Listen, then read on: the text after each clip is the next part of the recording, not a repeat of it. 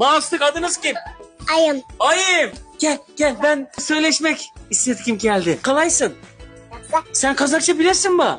Ya, bu magazinin bastığı sen misin? Mektebe barasın mı? Baram. Oo, sen bana sayasın mı? 1, 2, 3, 1. 1, 2, 3, 4, 5, 6, 7, 8, 9, 10. Yaraysın. Öte akıllı Kazak kızı. Sen bastıksın. Bize padarık beresinler. Vereyim. Ne veresin bize padarık? Bastık ayım. Rahmet. Biz kazır oraza. Biz solsun bunu ciyemiz ama biz bunu ciyerken biz seni oylayımız. Öte rahmet ayım. Kazakça en bilesinde.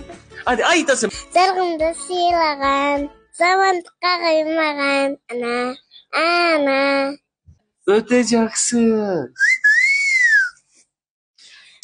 Ay bastık.